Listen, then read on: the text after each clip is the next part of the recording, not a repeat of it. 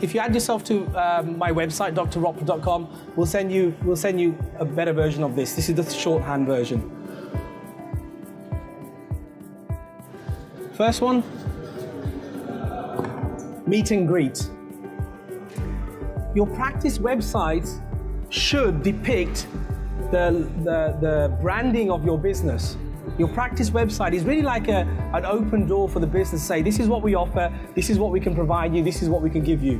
Mrs. Jones, whoever's seen that website. But when Mrs. Jones comes to our practices, and I've sat in practices and I've consulted at reception desk, at front desk to see what they do, some of the nursing staff or the reception staff look at Mrs. Jones. Are you sure you've got the right practice, Mrs. Jones? There's another practice down the road. Are you sure you're not getting the practices mixed up? Because they haven't bothered to check the day list at the morning and figured out who's coming to that practice. Because a practice who does that, the practice who's forewarned is forearmed. If you can check what's happening in your day on a daily basis, say you start at 9 o'clock or 7:30, you check half an hour before. The whole team needs to know, and the whole team needs to know who's coming into that practice. Reception staff, nursing staff, dentists, therapists, hygienists, managers, everybody needs to be in that meeting. So when Mrs. Jones comes into the practice, Mrs. Jones, thank you very much for coming to our practice. Welcome to our practice. Please have a seat. Can we get you a tea or coffee? You're forewarned. You know Mrs. Jones is coming into that practice. Am I making sense? You care enough about your patients to spend that 5 minutes. That's mastery. That's going to grow your business.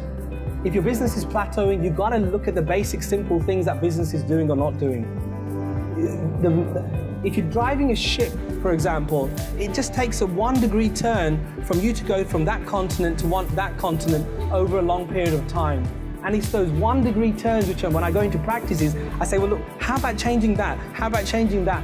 And that can grow that business no end. It's those bottlenecks that we have in our business, things like that which will drive patients away because they won't come back to your practice. You know what you've liked when you've gone into a business and you've had a bad experience. A shop, for example, a car dealership, and the salesman's come up to you and they try to sell you something which you don't want. And you say, look, I've got to go somewhere. It's the same with our patients. You've got to meet and greet them correctly. And also, when the patient comes in from the reception room into the surgery, you gotta be present there. You gotta drop everything. Even if you've had an argument with your nurse a few minutes before, you gotta put that out of your mind. Even if the last patient was a complaint, you gotta put it out of your mind. You gotta be absolutely present with that patient. I've seen practitioners do this. Yeah, Mrs. Jones, yeah, please have a seat. I'm just updating my Facebook profile, and I'm just having a post to say I've had a cup of coffee.